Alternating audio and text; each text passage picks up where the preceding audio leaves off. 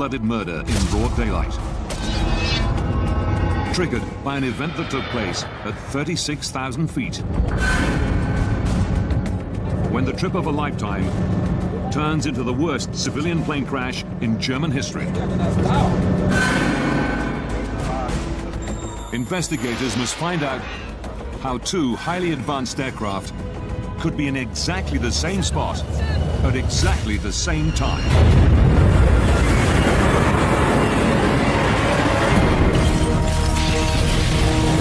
Disasters don't just happen. They're triggered by a chain of critical events. Unravel the fateful decisions in those final seconds from disaster.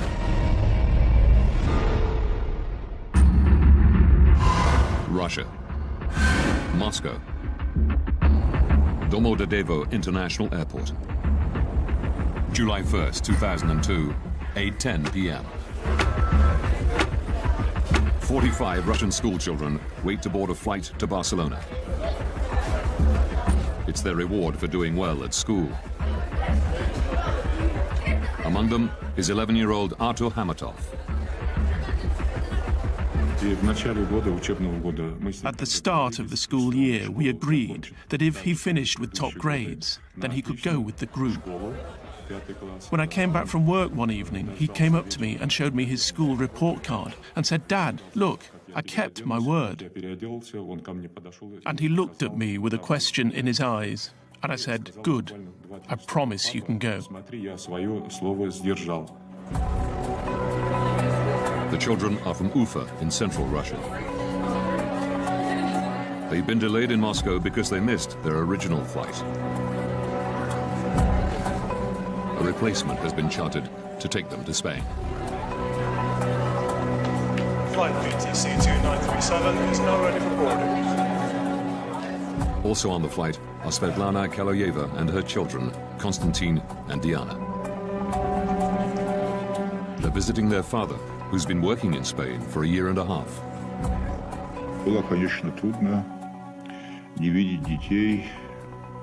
I spoke to them on the phone every day, which made my stay easier.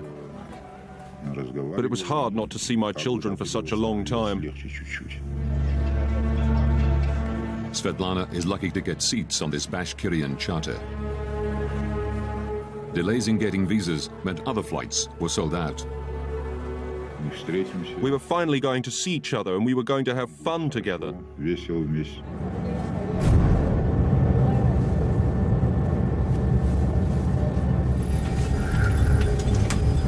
The crew complete final preparations. Дамы и господа, вас приветствует капитан корабля. Добро пожаловать на борт башкирских авиалиний.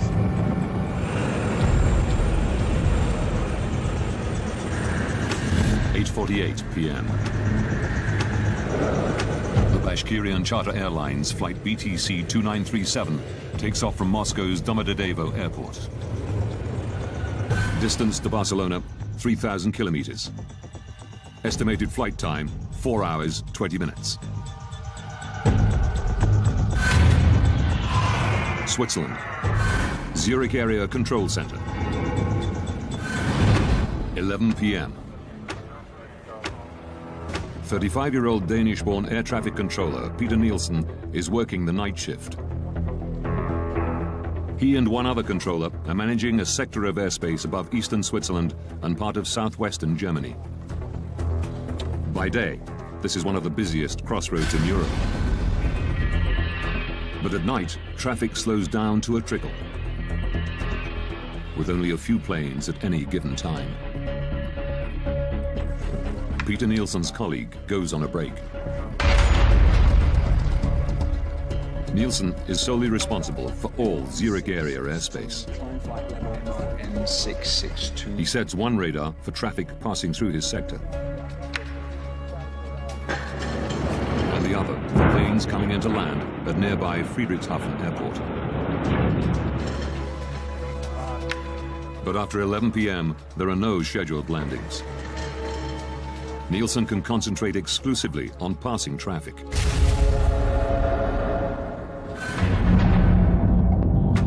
(11:06). Svetlana Kaloyeva and her children along with the other passengers on the Bashkirian charter, cruise 36,000 feet above Austria.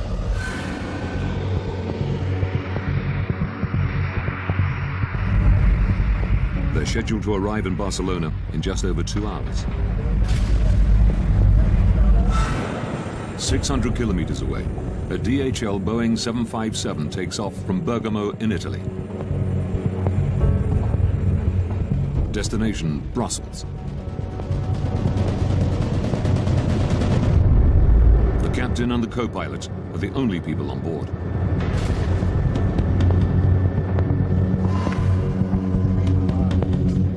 Maintenance engineers arrive in Nielsen's control room. So you will be working from the background, okay? They've come to service the main radar.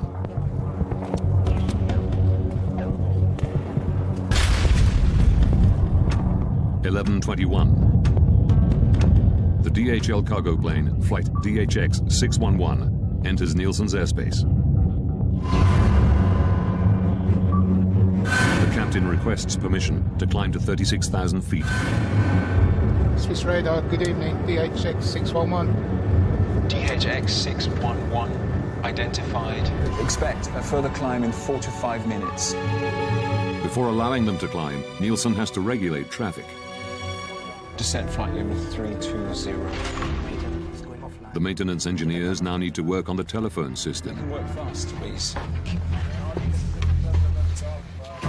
11:25 p.m. An unexpected plane is approaching Friedrichshafen. Nielsen has to switch radar stations. A delayed Airbus, flight AEF 1135, is coming in to land.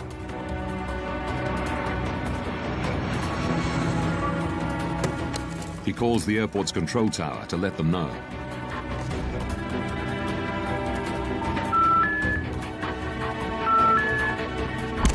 He can't get through. But he still has 10 minutes before the Airbus will land.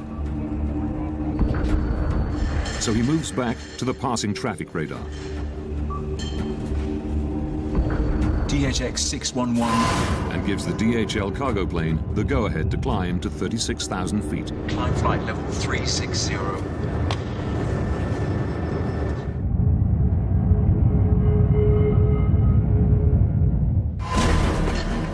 Nielsen then returns to the Airbus and calls Friedrichshafen Airport again.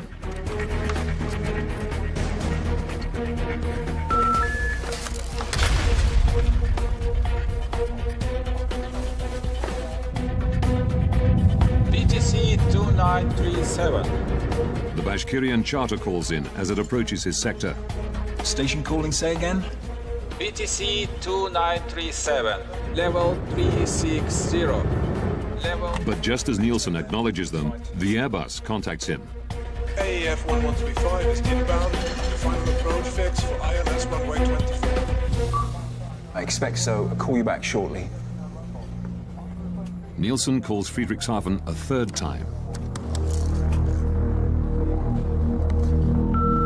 Die gewünschte Verbindung ist nicht möglich.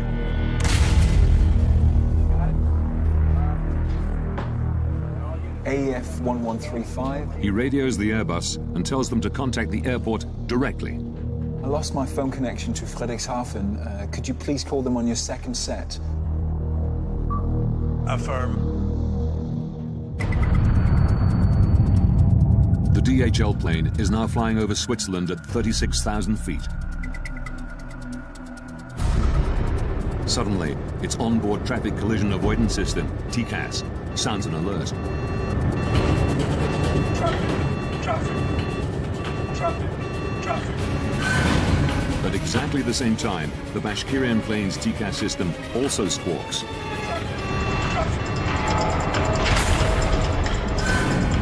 The two planes are now 25 kilometers apart. They're flying at exactly the same altitude to exactly the same spot.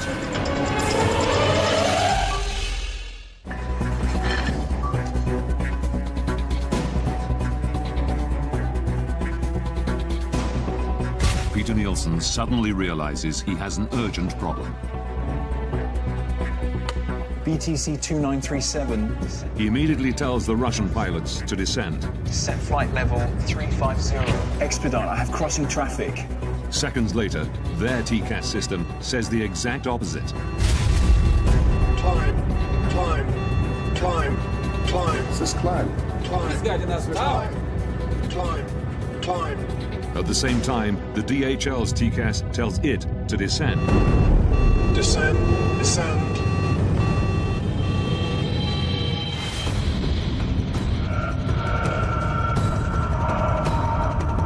The Bashkirian crew don't know which command to follow. Climb. Nielsen repeats his instruction.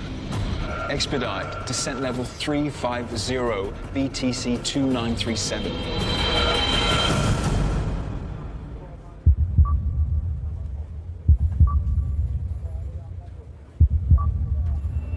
When he sees that they followed his orders, Nielsen tells them that the DHL plane is approaching from their right-hand side. We have traffic at your 2 o'clock position, now at 360. He switches back to the Airbus.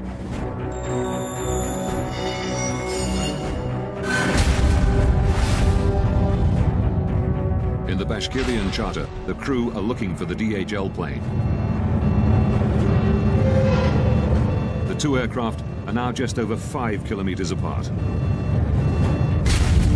They are both in descent, closing at a rate of 1,300 kilometers per hour, faster than the speed of sound.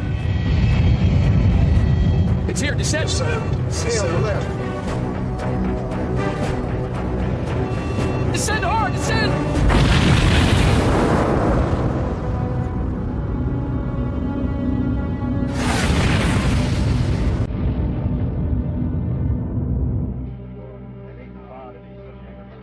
11:35 p.m.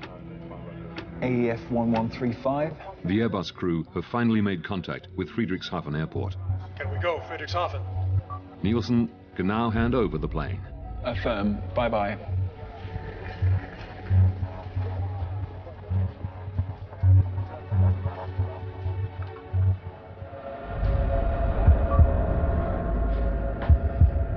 BTC 2937.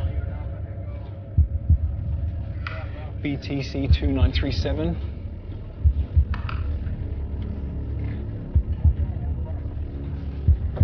BTC 2937.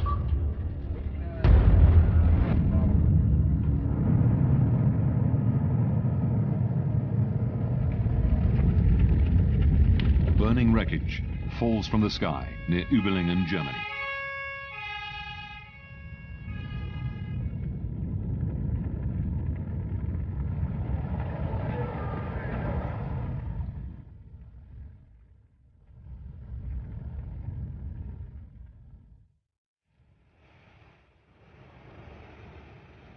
At daybreak, the police launched the biggest operation the area has ever seen.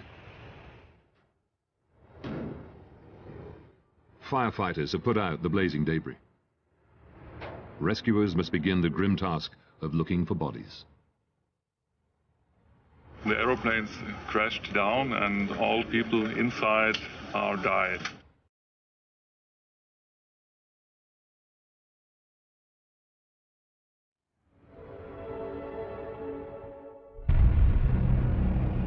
Within days, the victims' families arrive at the scene. Among them is Zulfat Hamatov, father of 11-year-old Artur. Через 2 дня мы полетели в Германию. Это был шок, мы все были в шоке. It was a shock. Many parents were fainting when we saw the broken plane wings, the broken tail. We still hoped that these children would run in, appear from somewhere, and probably every parent believed in some miracle. Vitaly Kaloyev flies in from Barcelona, holding out for news that his wife and children were not on the flight. One has to be certain. Maybe it was not my aircraft that crashed. Maybe something else had happened. Who can know without proof? Investigators confirm his worst fears. 71 people on board the two planes are now confirmed dead. It is the worst civilian aircraft accident that Germany has ever seen. In an industry protected by multiple and highly advanced safety systems, how could this happen? Now, by rewinding the events of that day, and by going deep into the investigation, Traffic. we can reveal the calamitous chain of events that brought two planes to exactly the same spot at exactly the same time. Investigators from the BFU, Germany's Federal Bureau of Aircraft Accident Investigation, are called to the scene. Jens Friedemann is put in charge of the crash site. Die Untersuchung eines Flugunfalls. The investigation of an air accident is like a forensic investigation, a crime scene. One wants to establish the facts. An crime scene. Wir beginnen at the accident site. We start in total chaos. There's wreckage lying around everywhere. Also da liegen viele Wrackteile.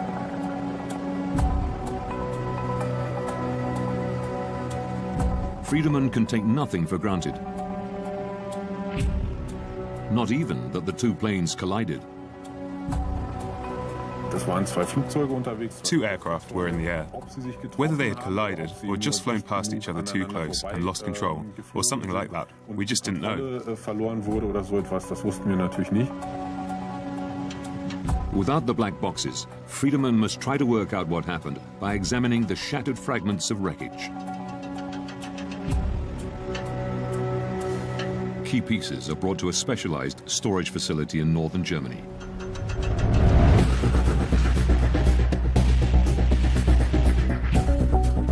To Friedemann's eye, the mangled metal soon tells a clear story.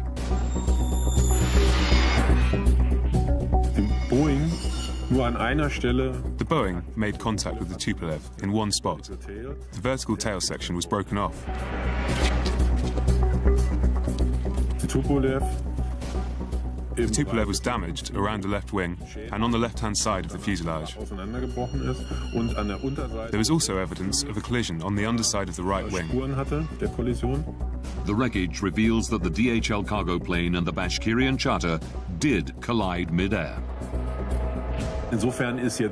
We now know what happened. The question is, why did it happen? How could it happen that they got so close? At the crash site, amidst the fragmented pieces of the two planes, investigators have finally found what they've been looking for: the black boxes from both planes.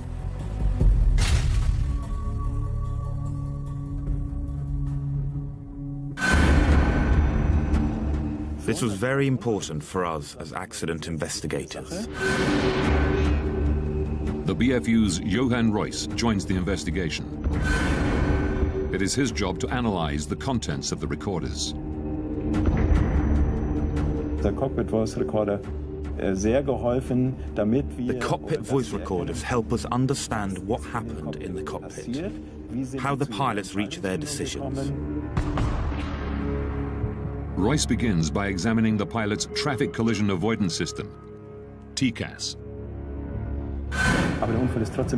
Our first question was to establish whether TCAS had worked the way it was intended to, the way it was designed. TCAS builds a three-dimensional map around an aircraft using its altitude, speed, and heading. All planes fitted with TCAS constantly transmit this information to each other. If planes get too close to one another, TCAS warns the pilots. Traffic. And if necessary, gives them what is called a resolution advisory.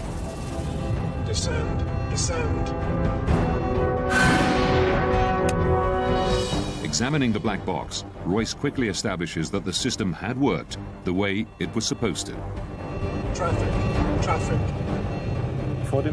Before the collision, both TCAS systems generated and displayed a resolution advisory. The Russian Tupolev was instructed to climb, and the DHL Boeing to descend. If the aircraft had followed these instructions, there would have been no collision. But while the pilots of the DHL plane obeyed TCAS, Descend. the Russian crew did not. Climb.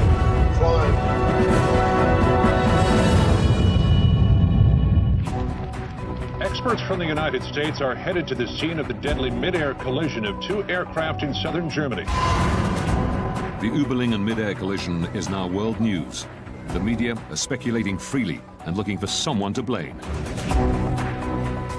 The pilot of the Russian plane is said to have ignored repeated instructions from air traffic controllers. Why did the TCAS device meant to avoid collisions, in this case maybe help cause one? And why didn't the Russian plane descend when first ordered? A language problem? Controller commands are always in English. Black box recordings quickly eliminate one theory. Zurich, good evening. BTC 2937, level 360. Wir haben mit diesem Cockpit Voice Recorder With the cockpit voice recorder, we were able to establish that language was not the problem. The Russian crew understood English perfectly well. But the recorders reveal a surprising fact. Climb. This is climb. It's getting us down. We noticed that there was an instruction from the air traffic controller. BTC 2937, descent flight level 350. And we found that at the same time, or immediately afterwards, there was also a TCAS advisory. Climb. At almost exactly the same time, the Russian pilots were instructed to do two completely different things. Descent flight level 350, expedite. Now the crew needs to make a very, very fast decision. What do they do next? And we discovered that the crew had extreme difficulty making this decision. But it should have been straightforward. The two planes were flying over Germany, and European regulations clearly state that TCAS has priority over air traffic controllers. For me, there was absolutely no explanation why something like this would happen.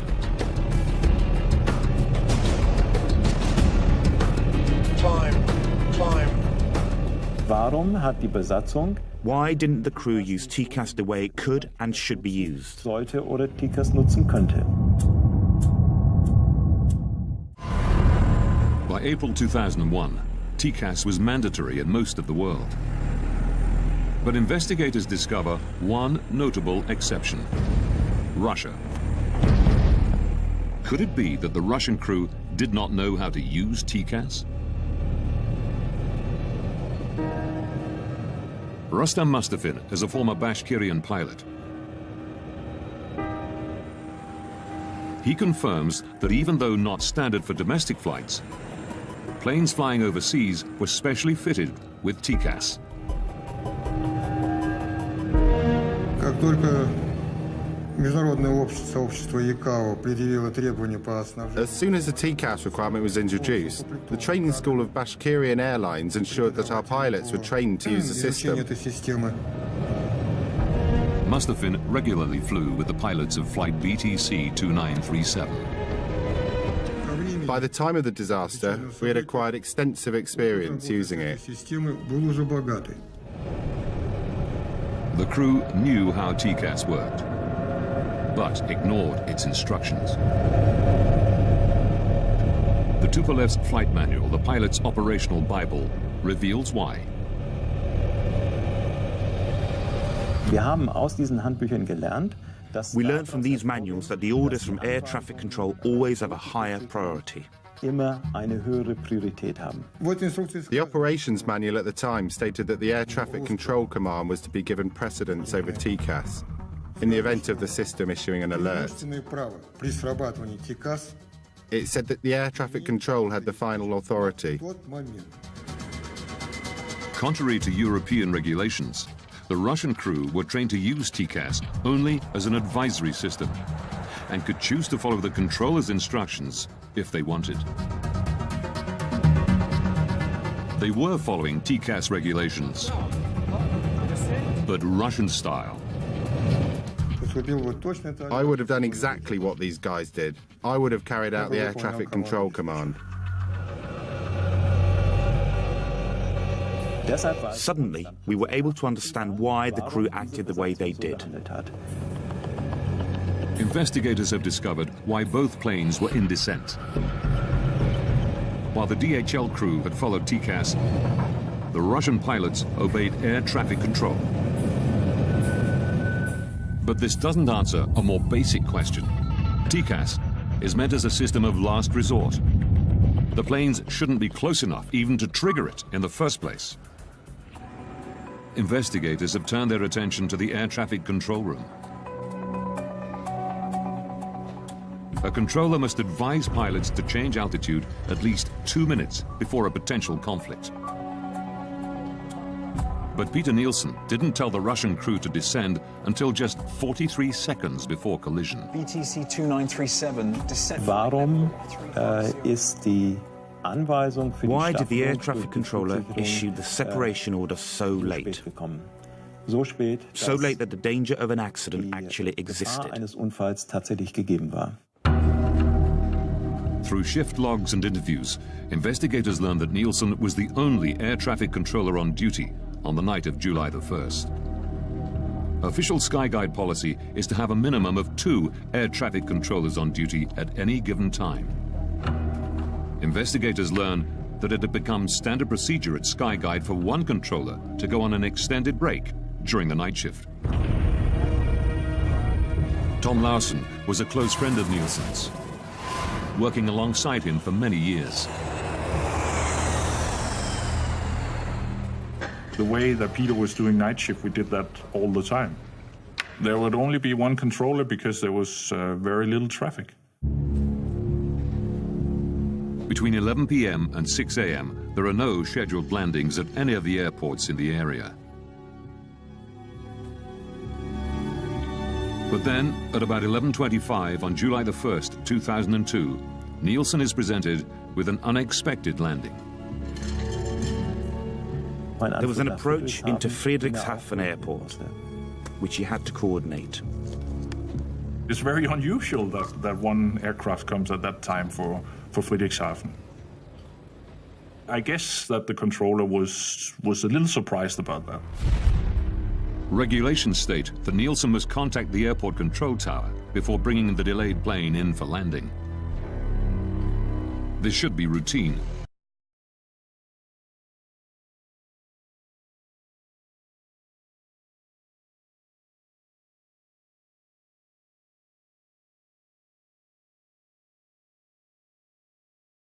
Investigators learned that because of maintenance work, Nielsen's phone system was in backup mode.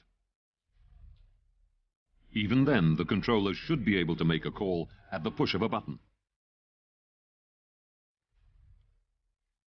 But a technical examination of the phones reveals a terrible problem.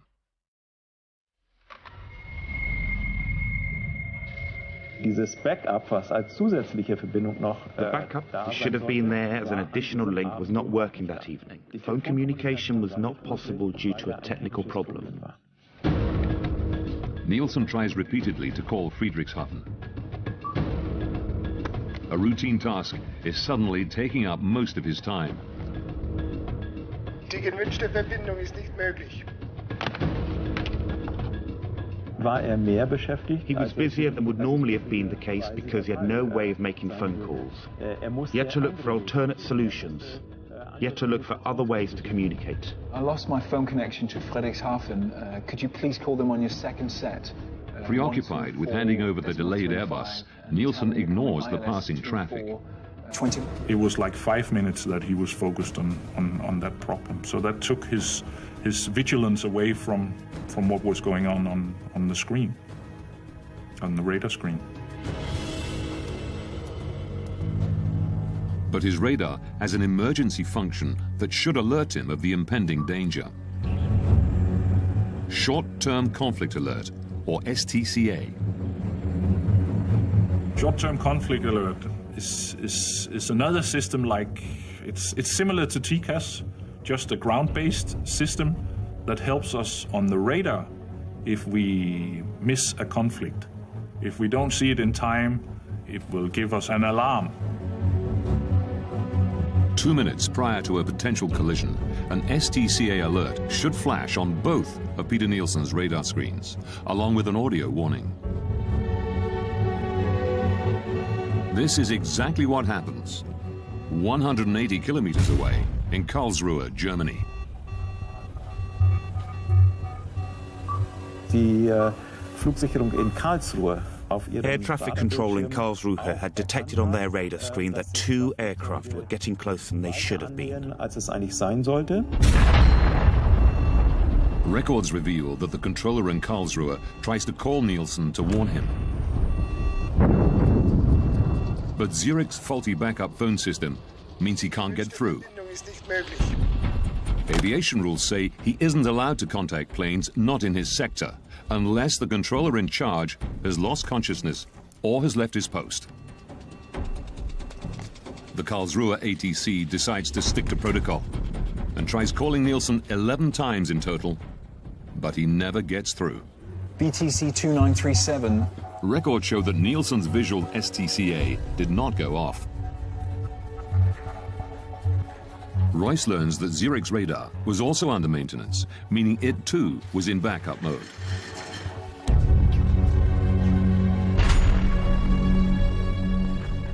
Durch die geplanten Arbeiten an dem The planned maintenance work on the radar system meant that not all the functions present during normal operations were actually available. In backup mode, there is one particular emergency feature which Nielsen does not have. The visual STCA alarm.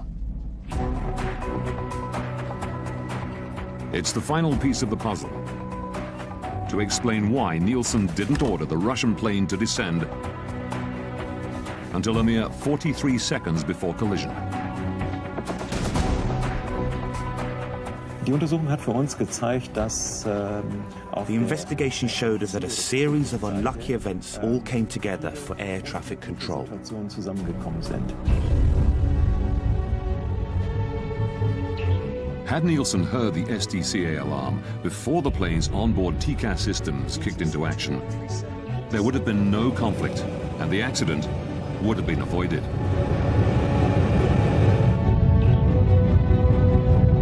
But then, one final twist. 19 seconds before collision, Peter Nielsen tells the Russian pilots that the DHL plane is approaching from their right-hand side. We have traffic at your 2 o'clock position, now at 360. Where is it? It is actually approaching from the left, the 10 o'clock position.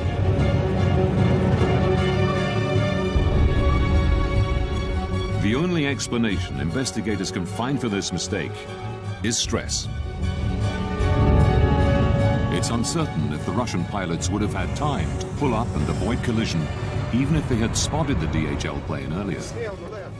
But the records show that in the final seconds, they tried.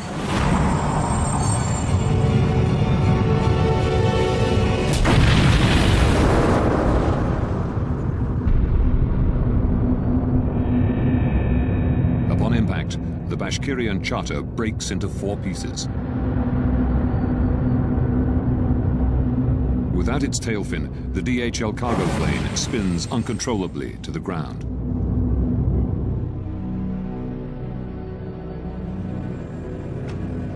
February 21st, 2004. As investigators write up their final report, Vitaly Kaloyev flies to Zurich. He's become obsessed with finding somebody to blame for the death of his wife and children.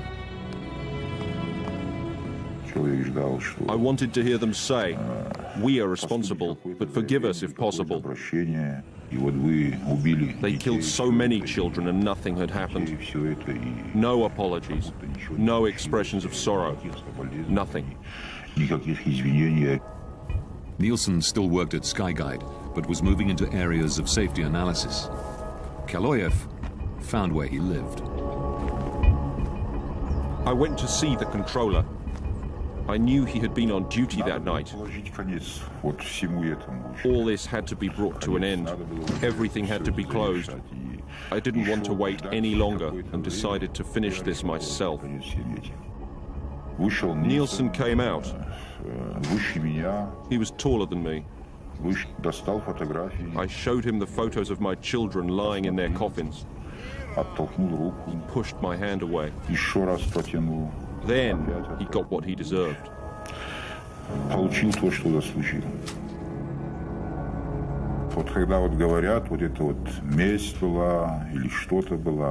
You know, some say it was revenge, but revenge is something insignificant. One is avenging when one has been deeply insulted, but this was not revenge. This was punishment.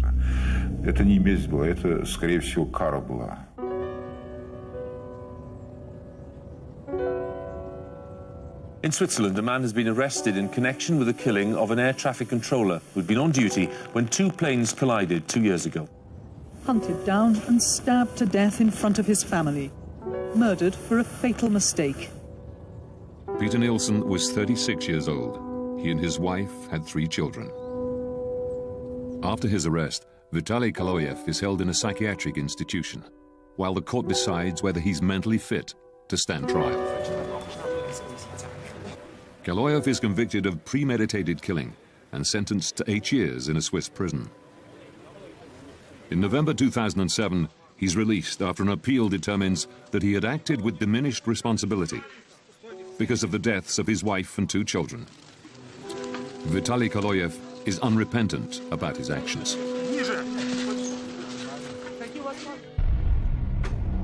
In May 2004, after almost 2 years of painstaking work, the German investigative team published their final report.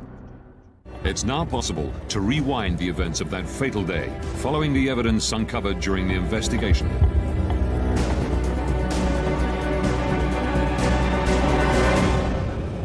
July 1st, 2002. 8:48 p.m. 2 hours, 47 minutes from disaster. A Bashkirian Airlines charter takes off from Moscow's Domodedovo airport. 20 minutes from disaster. At the Zurich Area Control Center, 2 air traffic controllers are on duty. One goes on a break. Peter Nielsen is now working alone. 12 minutes, 33 seconds from disaster. A DHL cargo plane enters Nielsen's airspace and requests permission to climb to 36,000 feet. 9 minutes, 49 seconds from disaster. A delayed Airbus is coming in to land at Friedrichshafen Airport. Nielsen tries to call the airport to hand over the flight. But his phone system is in backup mode due to maintenance, and the backup system has a fault. 5 minutes, 21 seconds from disaster. The Bashkirian charter radios Nielsen. It's flying at 36,000 feet and is about to enter his airspace. Good evening, BTC 2937. 2 minutes from disaster. The Bashkirian and DHL planes are now at the same altitude, less than 44 kilometers apart, closing in on each other faster than the speed of sound. The Short-Term Conflict Alert, or STCA, should now warn Nielsen of the impending collision. But his radar is also in backup mode, so the STCA is not fully functioning. 43 seconds from disaster. Nielsen finally notices that the 2 planes are on a collision course. He immediately tells the Russian pilots to descend. Descent flight level 350. Seconds later, TCAS goes off in both planes. It tells the DHL pilots to descend. Descend, descend. And the Russian crew to climb. Climb. He's guiding us down. Nielsen is unaware that both planes have been issued advisories. He repeats his instructions to the Russian pilots. Descent flight level 3. Russian guidelines allow pilots to make their own decisions in such conflict situations. Here, they follow Nielsen's command. Both planes are now in descent. 19 seconds from disaster. Nielsen believes the conflict is resolved. But before signing off, he tells the Russian crew that the DHL plane is approaching from the right. In fact, it's approaching from the left. 3 seconds from disaster. The Russian crew have spotted the DHL plane. They pull up, but it's too late. Descend hard, descend! At 11:35 p.m., the planes collide 35,000 feet above the city of Überlingen, Germany. All 71 people on board the 2 planes die.